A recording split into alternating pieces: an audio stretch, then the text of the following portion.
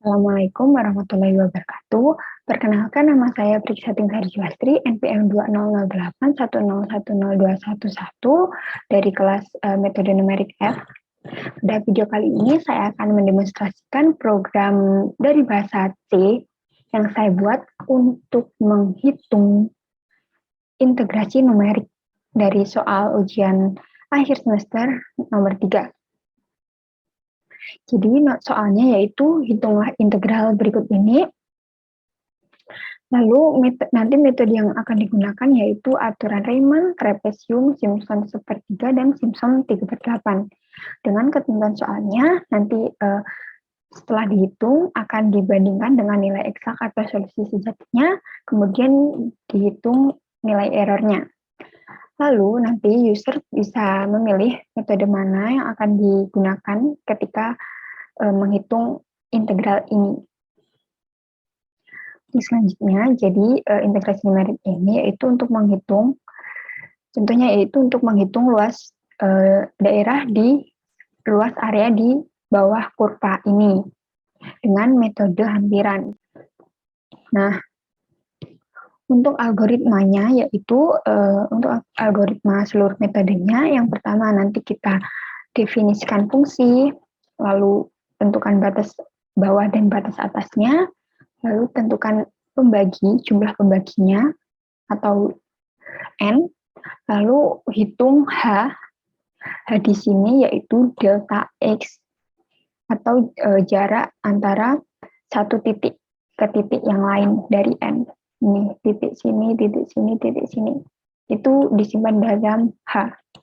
Hitungnya bisa menggunakan rumus B min A per N. Lalu di sini adalah untuk menghitung nilai integralnya. Pada integral Riemann, rumus yang digunakan yaitu H dikali sigma Fxi. Dengan I sama dengan 0. I-nya dimulai dari 0 hingga ke N. Nah, ini untuk metode trapeziumnya, metode Simpson, dan metode Simpson 3/8. Oke, saya buka dulu program yang ini. Nah, di sini pada programnya dari bahasa C, kita yang pertama yaitu inisialisasikan, deklarasikan variabel-variabelnya. Sebentar. Jadi di sini yang pertama yaitu tadi seperti algoritmanya, kita definisikan fungsi variabel A yaitu sebagai batas bawah, variabel B sebagai batas atas, lalu ada integer N dan I dan pilihan untuk menyimpan pilihan dari metode yang akan digunakan oleh user. Lalu ada float H, yaitu float di sini adalah delta X tadi, selisih dari X1, Xi, dan Xi-1. Lalu ada float L di sini adalah variabel untuk menyimpan nilai hampiran atau nilai hasil integral. Kemudian ada float X dan sigma. Di sini, float sigma di sini yaitu untuk menyimpan ini, rumus ini. Jadi nanti kita bedakan, kita pisah-pisah. Nanti ada Fx0, lalu di sini disimpan pada variabel sigma, lalu ditambahkan dengan Fxn. Nanti kita lihat ya. Lalu selanjutnya ini ada nilai eksak. Nilai eksak di sini adalah ini yang di integral ini yang dihitung dengan metode analitik atau biasa. Saya menggunakan Excel Lab Calculus, yaitu untuk menghitung nilai integralnya. Di sini bisa kita lihat, ini yang pertama yaitu fungsi, kita hitung dulu fungsinya. Eksponensial dari min X, lalu dibagi 1 ditambah akar X, SKRT, X ditambah X kuadrat. Nah, setelah ditemukan, untuk mencari integral tentunya yaitu kita menggunakan fungsi kuat F di sini. Lalu kita masukkan untuk fungsinya, kita arahkan pada hasil fungsi yang telah dihitung. lalu ada X, dan batas bawah dan batas atasnya 100. Maka ditemukan nilai solusi sejati dari dari integral ini yaitu 0,43642. Nah, jadi itu tadi asal-usul nilai eksak ini. Nah, selanjutnya yaitu sesuai algoritmanya, kita definisikan fungsi f(x) pada ini, fungsi f, returnnya yaitu eksponensial min x per 1 plus SKRT x atau akar x ditambah x kuadrat. Lalu, di sini yaitu nanti kita menghitung batas, ini menampilkan batas bawah, batas atas yang telah kita definisikan di sini 0 dan 100. Lalu di sini untuk menentukan nilai n ini tergantung input dari user, bisa bebas pokoknya. Dan untuk selanjutnya yaitu kita hitung nilai h yaitu b min a per n dan print nilai h. Nah, di sini yaitu sintaks untuk menampilkan atau memilih bagian user memilih metode mana yang akan digunakan. Di sini ada 1, 2, 3, 4 metode. Sini user bisa memasukkan nilai pilihan angka 1 hingga 4 dan akan disimpan pada variabel pilihan. Nah, selanjutnya di sini ada fungsi switch dari pilihan ini, yaitu untuk berganti-ganti metode untuk masuk ke metode mana yang akan dipilih, akan digunakan. Nah, di sini adalah X. Tadi definisikan variabel X menjadi nilai A. Nah, di sini X yang pertama yaitu kita masukkan X sama dengan A. Nih, dan sigmanya sama dengan 0, dan I-nya sama dengan 0 juga. Karena pada algoritma Riemann ini rumusnya yaitu dari 0. Nah, selanjutnya yaitu kita gunakan looping untuk menghitung nilai sigma atau nilai yang ada di sininya. Untuk nanti dikalikan dengan H. Jadi kita bedakan seperti itu. Maksud saya tadi. Di sini adalah X. X-nya akan yaitu X sama dengan X plus H. Jadi akan ditambah H ini. Jaraknya akan sama yaitu H. Lalu sigmanya yaitu sigma ditambah dengan Fx ini. Lalu ini adalah iterasinya. Plus akan looping selama I-nya kurang dari N. Nah, di sini adalah L untuk menghitung semua dari rumusnya ini, yaitu H dikali dengan sigma. Nah, ini untuk outputnya. Nah, di sini ada nilai error. Nilai error ini kita hitung dengan menghitung absolut dari pengurangan L dengan nilai eksak. Jadi nilai hampiran kita kurangi dengan nilai eksak. Lalu di sini untuk nilai absolut L min eksak per eksak ini untuk nilai error yang di persenan, dalam bentuk persenan. Nah, untuk selanjutnya yaitu pada metode aturan trapesiumnya ini sama seperti tadi, X-nya sama dengan A, sigmanya kita definisikan lagi sama dengan 0, atur ulang jadi 0, lalu I-nya adalah 1, karena di sini sini adalah I-nya sama dengan 1 hingga ke N-1, I kurang dari N. Ya, seperti itu. Nah, ini untuk loopingnya yaitu sama, X-nya sama dengan X plus H untuk sigma-nya, yaitu yang membedakan ini. Pada sigma, yaitu nanti kita kalikan dengan 2. Kalau Riemann tadi kan hanya Fx. Nah, kalau trapesium ini dikalikan dengan 2 sigmanya. Dan ini iterasinya. Nah, untuk L-nya yaitu rumusnya H per 2 dikalikan dengan FA. FA ini yaitu F0, Fx0 sama kan X pertama yang pertama. Lalu ditambah dengan sigma dan ditambah dengan Fp atau Fxn. Ini untuk mengeprintnya sama kayak pada metode Riemann. Dan untuk case yang ketiga, jika user menginputkan angka 3, yaitu akan masuk ke dalam aturan Simpson sepertiga.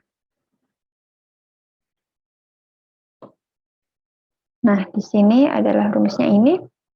Sama seperti tadi, kita atur X-nya sama dengan A, sigma sama dengan 0, 1 sama I sama dengan 1, lalu untuk loopingnya yaitu yang membedakan di sini terjadi if dan else. Fungsi if-nya yang membedakan yaitu ada I khusus untuk I ganjil dan I genap. Dan yang ini jika I ganjil atau ketika I dimodulo dengan 2 sama dengan 1 atau menghasilkan sisa, maka sigmanya yaitu akan dihitung sigma sama dengan sigma ditambah 4 Fx. 4Fxi. Ini untuk I-nya ganjil. Else-nya ketika I modulo 2 sama dengan 0 atau pelipatan 2, maka sigmanya akan sama dengan sigma ditambah 2 kali Fxi ini. Dan ini iterasinya. Selama I kurang dari N. Dan ini untuk L-nya, rumus L-nya yaitu H per 3 dikalikan dengan FA ditambah sigma ditambah Fp. Ini untuk outputnya. Nah, selanjutnya ketika user memilih menginputkan angka 4 ketika memilih metode tadi, maka akan masuk ke dalam aturan Simpson 3/8. Seperti tadi definisikan X sama dengan A, sigma sama dengan 0, I sama dengan 1. Sedangkan untuk loopingnya di sini yaitu menggunakan if, else, sama seperti Simpson tadi, Simpson 1/3, tapi di sini bedanya yaitu menggunakan kelipatan 3. Dibedakan menjadi kelipatan 3. Yang pertama yaitu ketika I sama dengan 1 dan I bukan kelipatan 3 di sini, maka akan dikalikan dengan 3 Fx-nya. Sedangkan ketika I kelipatan 3, maka nih sigma akan sigmanya sama dengan sigma ditambah dengan 2 kali Fx di sini. Dan ini iterasinya akan diulang, akan di looping selama I kurang dari N, hingga I kurang dari N. Dan untuk rumus L-nya atau luas bawah kurvanya yaitu 3 kali H, 3H per 8 dikalikan dengan FA ditambah sigma ditambah Fp. Jadi sigma ini, variabel sigma ini telah menyimpan kedua sigma ini. Ini, yang saya blok ini. Ini untuk outputnya. Nah, ini ketika user salah memasukkan angka atau selain 1, 2, 3, 4 pada pemilihan metodenya, maka akan mencetak pilihan yang Anda masukkan salah. Dan programnya akan berhenti. Oke, lanjut saja. Langsung kita coba run programnya. Kita running programnya. Isikan, coba isi N-nya yaitu 100. Nah, di sini maka H ditemukan angkanya, hasilnya yaitu 1. Kita coba ya satu-satu.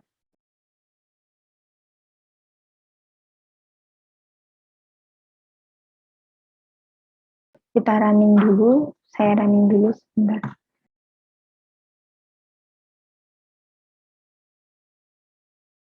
Nah, di sini ketika sudah, maka hasil hampiran dari metode Riemann akan menghasilkan integral 0,149 dan solusi eksaknya tadi kan 0,436, maka akan ditemukan nilai error sebesar 0,287 atau sekitar 0,66%.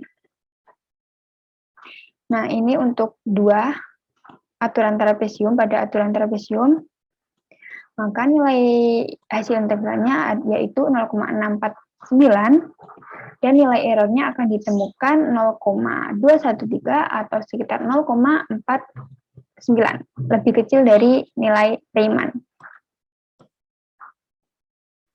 Nah, untuk aturan Simpson sepertiganya akan ditemukan nilai hampirannya yaitu 0,518 dengan nilai errornya 0,082 atau sekitar 0,19%, lebih kecil lagi daripada kedua metode sebelumnya. Nah, untuk selanjutnya yaitu aturan Simpson 3/8, dihasilkan nilai hampiran atau hasil integralnya adalah 0,541, nilai eksaknya tadi kan 0,436, sehingga ditemukan error selisihnya yaitu 0,105 atau sekitar 0,24%, lebih besar dari Simpson yang ketiga. Nah, selanjutnya mari kita coba naikkan atau bedakan nilai N-nya. Kita buat menjadi 1000. Untuk aturan Riemann-nya yaitu dihasilkan nilai hampiran atau integralnya 0,393 dengan nilai errornya 0,043 atau 0,1%. Di sini terlihat perbedaan. Ini yang pertama tadi, untuk N-nya 100 pada metode Riemann, hasil integralnya adalah 0,1 dan nilai errornya sebesar 0,66%. Jadi jika N-nya lebih besar, maka akan lebih mendekati nilai eksak atau solusi Z-nya. Kita coba lagi, lihat yang kedua. Kita pilih aturan trapesium. Nah, di sini errornya 0,02%, sedangkan di sini ini trapesium, yaitu errornya 0,49. Ya, lebih kecil yang ini. Lebih kecil dengan N-nya yang 1000. Kita coba lagi. Yang Simpson sepertiga. Nah, di sini nilai errornya hanya 0,003 atau sebesar 0,01%. Jadi hampir sama dengan nilai solusi sejatinya dibandingkan dengan nilai X. Ini tiba-tiba hilang ya judulnya. Ini kan nilainya 0,19%. Untuk ketiga kita coba lihat lagi. 1000. Ada yang keempat. Nah, ini juga sama. Nilai errornya 0,004 atau sebesar 0,01%. Dapat dilihat perbedaannya dari sini. Ini. Ketika inputnya 100, menggunakan metode Simpson 3/8, nilai errornya di sini adalah 0,24. Jadi berbeda. Jadi kesimpulannya, semakin besar nilai N, maka semakin mendekati nilai eksaknya. Ini sekian dari demo program yang telah saya buat. Bila ada kesalahan dalam penyampaiannya, saya mohon maaf. Wassalamualaikum warahmatullahi wabarakatuh.